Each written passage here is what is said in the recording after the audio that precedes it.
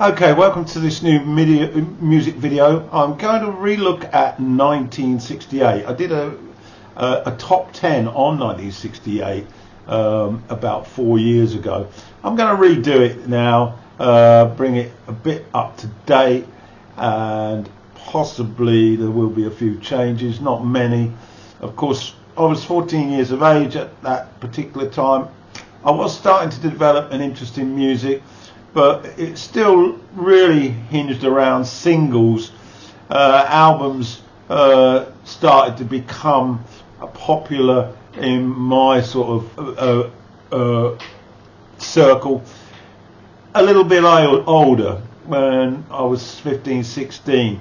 So nevertheless, of course, music took off for me in 16, 17, and I quickly went back to 68 and started to listen to albums from that era, and it's fair to say that some of these albums I still absolutely love.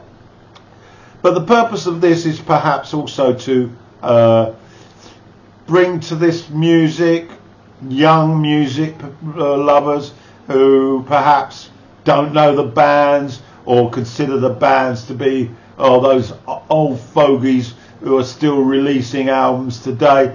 Yeah, some of the material that these giants are releasing now are certainly not up to the caliber, but of course in 68 it was originality that was captured our imagination, and I hope that perhaps a few of them might get to watch this video out of curiosity.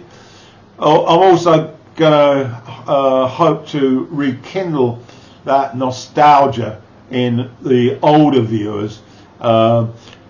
Most of us, of course, are OAPs now.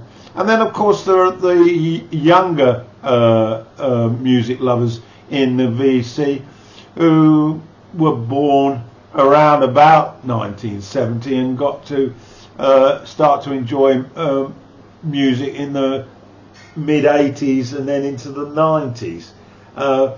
And they may not be totally familiar with this material either. So what I'm going to do is I'm going to post a few honourable mentions and then do a top 10.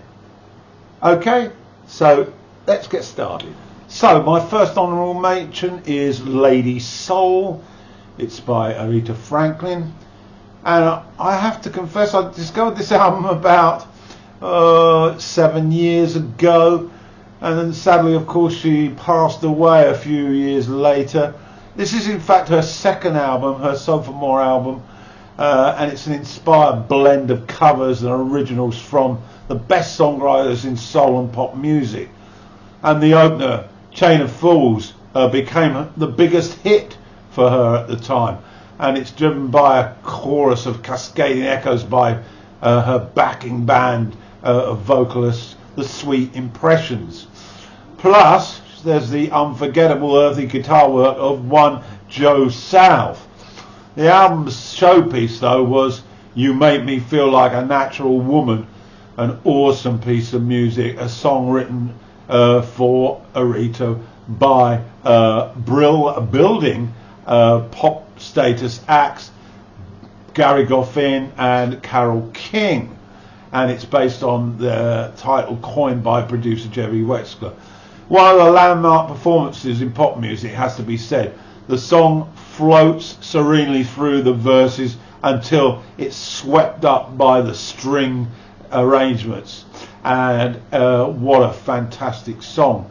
So I also like Somebody Get Ready, and there's a cover of an Otis Redding song as well. So that's my first notable honourable mention, Lady Soul by Aretha Franklin.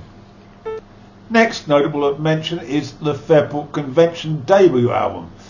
Quality musicians on this particular debut. Of course, Richard Thompson on lead guitar player, and he became a big favourite of mine in the late 80s.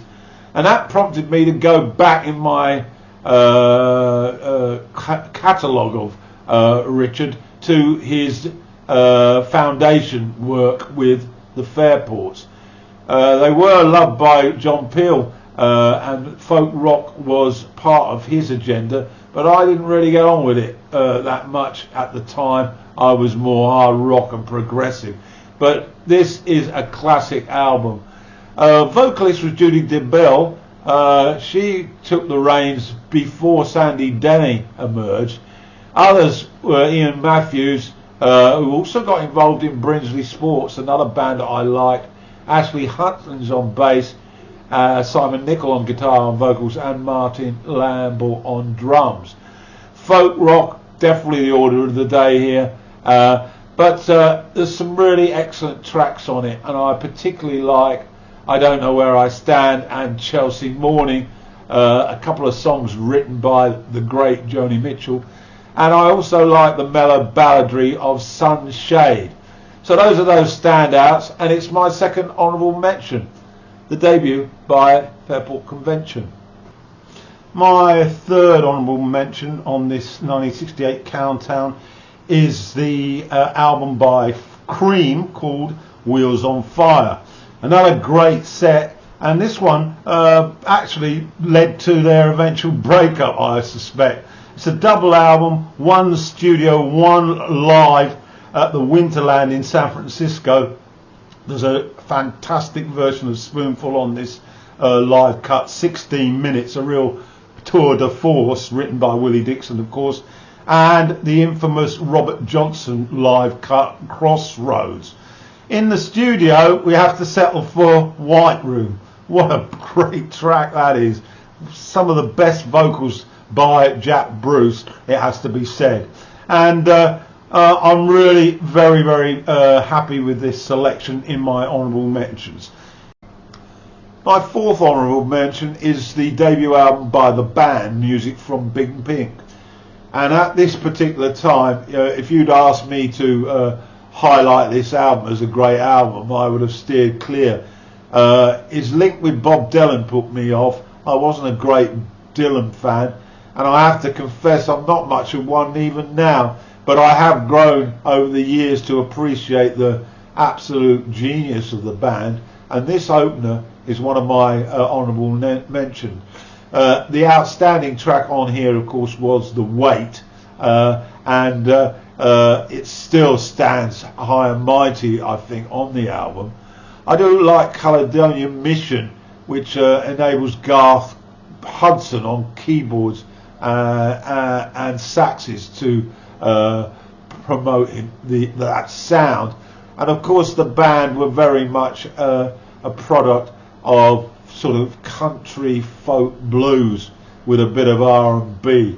And of course they came from Canada, not the United States. There's also a version of This Wheels on Fire. I know this song from the single in the late 60s that I heard on radio by one Julie Driscoll and the Brian Auger Trinity. But it's an honourable mention for me in my countdown in 1968. It's Music from Big Pink, and it's by the band. Rest in peace, Robbie Robertson. So, into the top 10 then, and my first selection at number 10 is the debut by the Canterbury-based band Soft Machine. Now, Soft Machine were certainly a huge fan of John Peel, and that's where I heard them. But I first came to them in 1970, really, with their sort of jazz rock album, Third. Well, I then went back and found what a glorious couple of albums they released before, and this was very much the order of the day for me, this progressive pop rock with a very psychedelic tinge to it. Of course, Soft Machine were led by Robert Wyatt on drums, who also sang. Kevin Ayres, who was also a prolific writer at the time, and the sort of jazz style was partly to do with the presence of Mike Ratledge on keyboards. I really enjoyed the quirky type of psychedelic rock, and that's why this has shot into my top 10. And I owe a big thank you to John Peel for this one. And alongside the second one, it made a very good companion in those in those sort of albums that were released as a twofer, as we call them. So number 10 then, Soft Machine, the first album. So to number 9 now, and I've selected here the Notorious Bird Brothers by The Byrds. Again, I didn't come to this album in 1969, 68. In fact, I didn't come to it for a number of years. Although I did get into the Byrds in the early 70s and bought Untitled and Bird Maniacs. But the early albums escaped me until about 6 years ago, when I decided to go back and find out what all the fuss was about. This is an excellent album. Very much sonic experimentation was on the agenda here, and of course terrific songwriting courtesy of David Crosby and Roger McGuinn. It's got some great tracks on here. Draft Morning is one I particularly like, and of course also the song, I'm just trying to grab it here, the strong Space Odyssey, which ended the set, is also a favourite. Natural Harmony also comes to light. The Byrds, well, for many they were known as the American Beatles, and that jangly sound is still so poignant for this era. And it's my number 9. It's the Notorious Bird Brothers by The Byrds. So my selection at number 8 is the debut album by the British hard rock blues band Free, and the title of the album was Tons of Sobs. And I did buy this one in 1989, and I also had the experience of hearing them at a live gig. I wasn't actually inside the venue. The venue was super small. It was more like it was 100 people, a prefab, what I described it at the time. And on stage with these 4 young guys, Paul Kossoff, Paul Rogers, Simon Kirk and Andy Fraser. And what a great sound it was. This album still stands up as probably their best, although it wasn't their most popular. Not many people knew about them at the time. But I absolutely adore Worry, which is track 2. It opens up though with some acoustic ballads which bookend the album, and in between are the album stuffed with all these red hot bluesy deliveries. The Majestic Walk in My Shadow, and moving on to Wild Indian Woman, and then the slow blues going down slow. And I love the single which opens side 2, I'm a Mover. And then there was another old blues song rejigged called The Hunter. Great album, and sadly we shortly lost Kossoff in 1971. That was a tragic period where heroin became at the forefront of the music media press, reporting on his death after the tragedies of Joplin, Morrison and of course Hendrix. Anyway, that's my number 8 in my countdown. It's called Tons of Sobs, and it was by the British rock blues band Free. Up to number 7 now. This is another American offering. This is the Steve Miller Band, and the album's name is Sailor. This was the second album that they released in 1967. The first one is pretty tasty, Children of the Future, but I do prefer Sailor, and it was produced by Glyn Johns, and it's psychedelic blues rock. the Foghorns announced the drone of the opening cut, Song for Our Ancestors, which really convinced me that this was a talented band, and the leader, of course, Steve Miller, very much a blues guy. And the album, though, is quite diverse. Track 2, Dear Mary, has elements of the harmonies of the Beach Boys, and there's some cracking rock singles on here that were released in the United States. Living in the USA comes to mind. There was also a very sort of Dylan-esque feel to some of the lyrics, and I also like the covers. There's a cover of Johnny Guitar Watson's Gangster of Love, which was a real crowd favourite at the live gigs. So there we have it. Excellent sort of second album. You'll also find one Boss Gags on this album. He's departed shortly after to do a successful career, a solo career. And I'll refer to him perhaps a little bit further down the track. So that's my number 7. It's called Sailor. It's by the Steve Miller Band, and it's an excellent album. At number 6, this is the debut album. Lots of debut albums on this, by Family. This is a Leicester-based psychedelic rock band, and their debut was called Music in a Doll's House. It's got a fantastic front cover of a doll's house. This album I thoroughly enjoyed when it came out.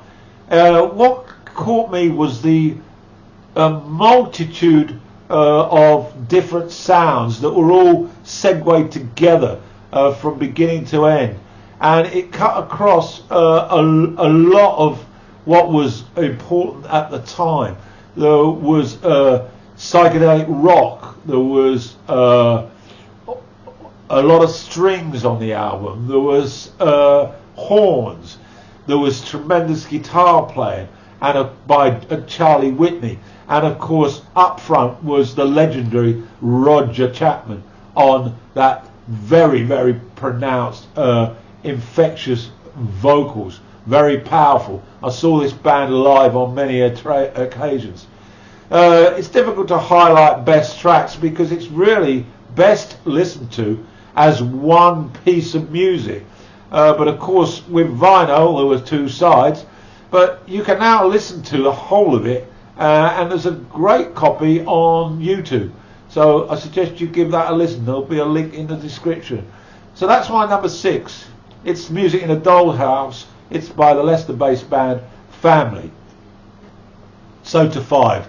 This is not the debut, but it's the first album that I really heard by the Pretty Things.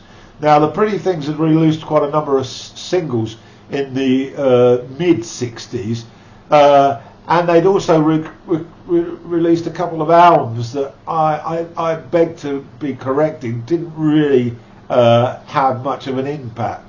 But SF Sorrow, they really changed their style, and they were very heavily influenced by the Beatles, and this is regarded as the first rock opera that to many people they might be saying, well, what about Tommy? Well, this actually was released before Tommy, and it's got a much more psychedelic tinge to it, and it's the creation of one and what's his name? Phil May was the lead singer and very influential in this album. It was a bit of a concept album. It was about the life of a private in the army, and although it didn't sell a great deal at the time, it's now regarded as a classic, and I find it absolutely tremendous. Once again, the segueing of tracks is a significant impact on the listener, and it's really a great set of songs. There's a link in the description to the original album release, and I've also got a link to a reform concert that they did back in 1987, where all the original members came together and they played SF Sorrow in its entirety. Well worth a listen. Anyway, so that's my number 5 in my top 10 countdown for 1968. It's called SF Sorrow and it's by the British band The Pretty Things. Now my number 4 is the second album by the Belfast-based iconic singer and musician George Van Morrison, simply known as Van Morrison. His second album was Astral Weeks, and this at the time I absolutely hated. However, things do change, and that's the beauty of music. Now I consider it an absolute masterpiece, like many, and it's got a mixture of Celtic, dreamlike jazz, R&B songs that make one want to lie in a field with headphones on and just sort of drift away. Some of the great songs on here, Cypress Avenue, which he continues to play live in his sets, and Madam George, another classic here. In fact, the whole album is just classic after classic.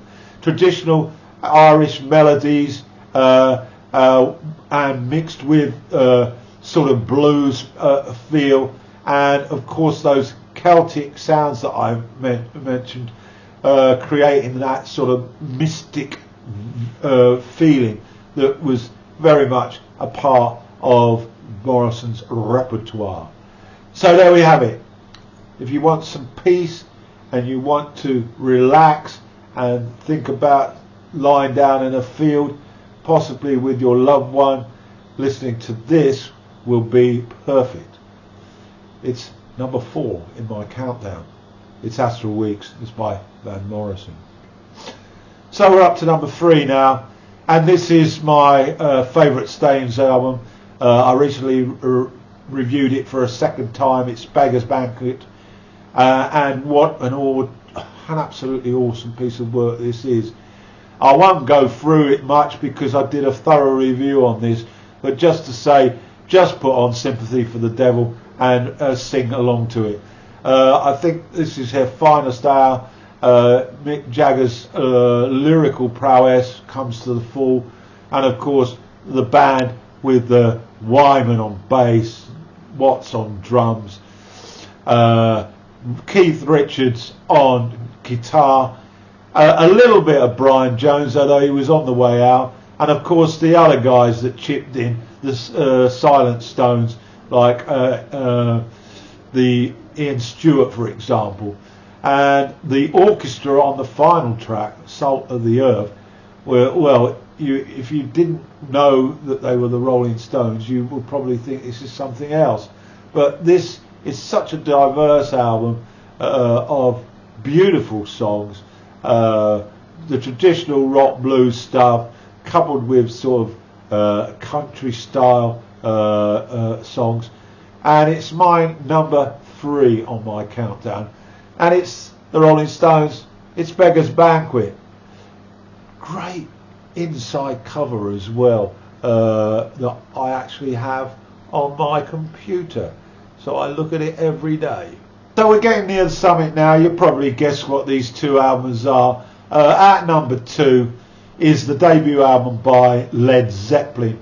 Well, to say that I've played this album a lot is a complete understatement. In fact, it still gets regular listens now. Of course, this is creation of one Jimmy Page, who basically found John Bonham and Robert Plant, and with his old mate John Paul Jones, they came together to bring about this rock blues explosion. This is an absolute 5-star gem.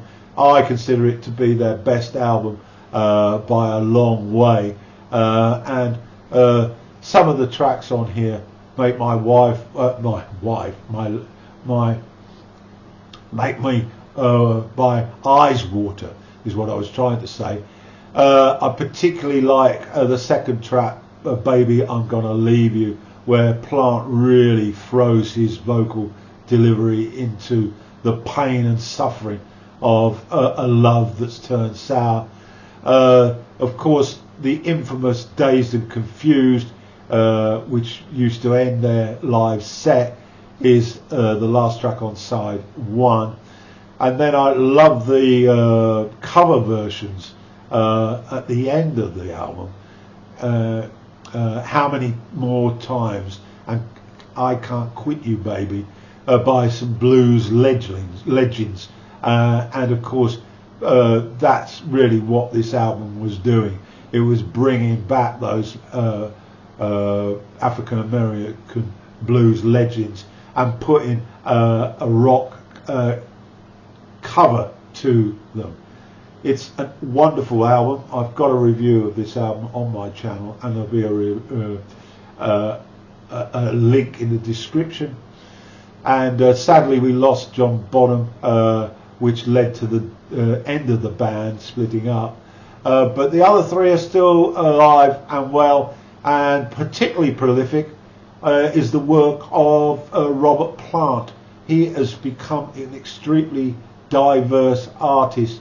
World music is very much at his forefront, and I suggest you check out his solo career, which of course has lasted, well, more than 40 years.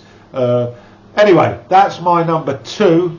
It's the debut by Led Zeppelin, and what a cracker it is.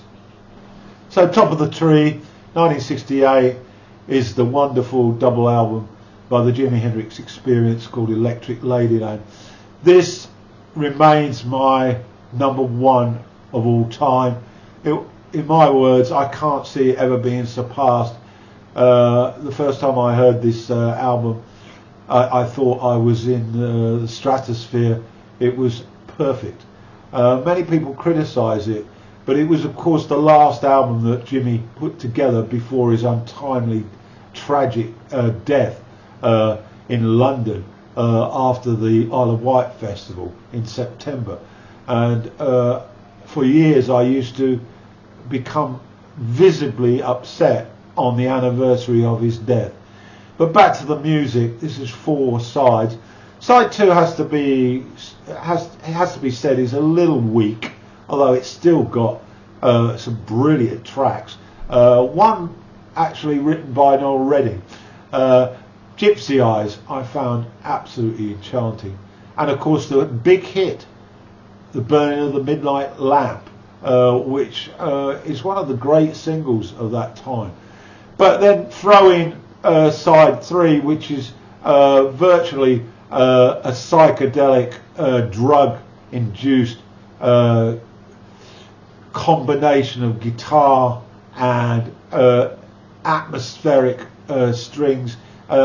It's wonderful. It's called 1983. And then we've got the opening side, where there's a live cut in the studio of Voodoo Child with such notables as a very young Stevie Winwood on keyboards. We've also got the drummer from Spirit on performing his magic, and of course Jimmy is there with some of the most awesome guitar playing. It's a jam, it's a blues jam, but he was one of the best at it. And then of course the 4th side, 4 tracks. House Burning Down is tremendous. The infamous single, the Bob Dylan song All Along on the Watchtower, which in my opinion is a far superior version to the Dylan original. And then of course we've got the finale, which is the wah wah extravaganza of Voodoo Child's Slight Return. So best listened to under the influence of a little bit of marijuana, I might add, but it still sends me into a quiver when I hear this man. the greatest guitar player that's ever played rock music, in my opinion. His name was Jimi Hendrix, and this is his final album before his death. It's called Electric Ladyland, and it's my number one for 1968.